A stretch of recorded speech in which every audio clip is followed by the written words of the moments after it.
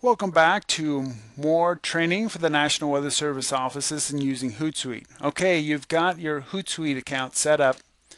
You've got your Facebook office page connected to it, and you can make posts to that office account via Hootsuite. But now we want to talk about Twitter. You can monitor Twitter without having an office Twitter account. You can search Twitter and have Hootsuite return those searches to you, and that way you can get a feel on what is going on in the weather around your office. Now to do this, the first thing we want to do is add a tab. You can have all these different tabs kind of help you keep organized in Hootsuite. We're going to call this tab none other than Twitter. So now a Twitter tab has been added. We're going to click on it. We're going to add a stream to this tab. So we can click on the add stream at the top or in the middle of the page, and the add stream window pops up. Of course, we can choose from any of these, but we're going to choose Twitter. We're going to slide over here to the right, and we're going to choose search. And then all you do is type in your search words here. So we're going to look for some classics: tornado or flood or hail. Now please note I have the big I guess the capital letters for the ors. That tells both Hootsuite and Twitter to find the tweets that have the word tornado in them, or the word flood, or the word hail. If I was looking for tweets that had all three of those in them at the same time, I would just drop the ors. But in this case, I want a rather broad search, and I would like them all to either have tornado or flood or hail. So once I get my search words typed in there, I click on Create Stream, and all of the tweets, or at least the most recent tweets, with those words in them pop in there. Now if we were to run down here, you might say these tweets aren't very relevant to my area. And that is true. So let's modify these tweets to perhaps narrow them down a little more to your area. Over on the right hand side, you have these little icons. That's the refresh icon, sharing icon, but you have this little down arrow. And again, you have more choices in here. We could delete the stream, or we could set up preferences, and all preferences does is let us edit the stream. In this case, we're going to add a little magic here, and we type in this command, geocode, colon, and then your lat lon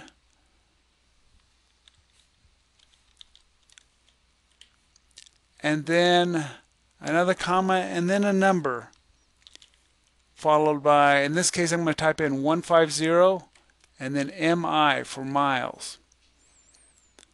And what that's going to do is when I click and save these changes, Hootsuite will then run off and find all of the tweets within 150 miles of that lat lon point that have the word tornado or flood or hail in them. Well, let's add another stream here, because you can add up to 10 of these streams. This time we'll look for wind or dust or blown or damage. Perhaps you have a high wind event coming. Again, we'll geocode it.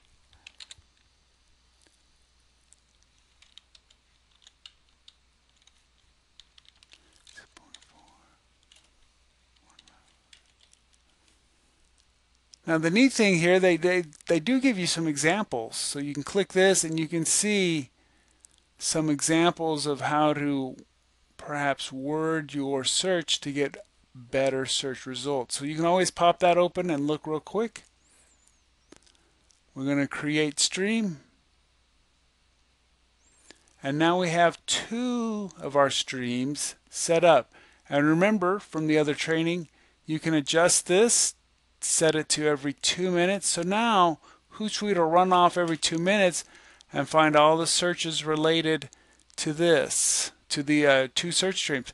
But you see here on the wind side, my wind one, I've got a lot of just kind of look like almost surface observations. We want to get rid of those. Those kind of clutter things up. So let's see. We're going to write down what they are real quick. Write down that first one. And we're going to modify our reference or our code here. And we just put in a minus sign, and we put in that username WO_L_Paso.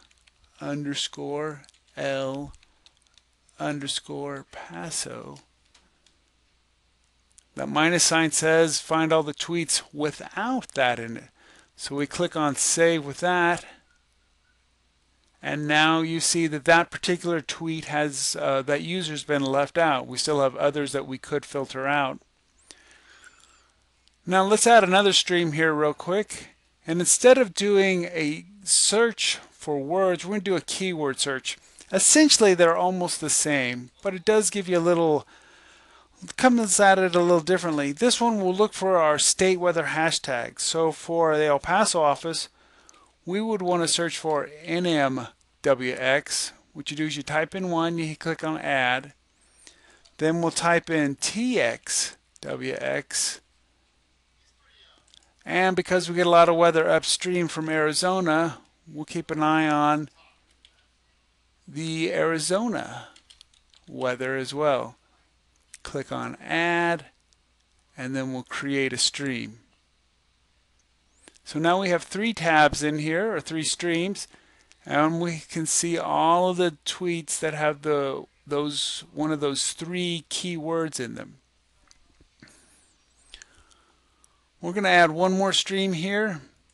You can do searches for both weather elements, or sometimes it's also a good idea to do searches for the results of the weather. So in the wind one we had thrown in there damage or blown. You could do one for snow or ice, and some of the results of that might be slippery or closed. But a lot of times if you do a search for ice, you're going to end up with a lot of tweets that refer to ice cream. So in this time, we don't want to see any tweets with the word ice cream in them. So what we'll do is we will put a little minus sign there, and that will remove, or it won't return, any tweets with the word cream in them. So once again, we'll click on create streams. Now you saw how Hootsuite kind of jumped over. I can show 4 display, only 3 on this monitor at a time, but I can slide it back and forth. If this becomes more pressing, I can actually grab this one, this whole column, and slide it over. So now it is now the number 1. I can slide wind up to this one, and it jumps it around. So you can see there's lots of ways to control what you see on the screen, all these different streams, different search parameters. It lets you really control things, and you can add them just as quickly. If some weather event is quickly bearing down on you, you've had a quick change of events, you can add a stream very quickly, and it will include it. You'll drop it into your dashboard there, and then you can slide it around and make it visible. So again, Hootsuite lets you be very flexible in how you monitor Twitter. You can search for usernames as well. We didn't even do a search like that, but I could search for individual users or groups of users. So that works real well, helping you to monitor Twitter, keep appraised of what is going on around your area in the weather. So that's how you would use Hootsuite to monitor Twitter.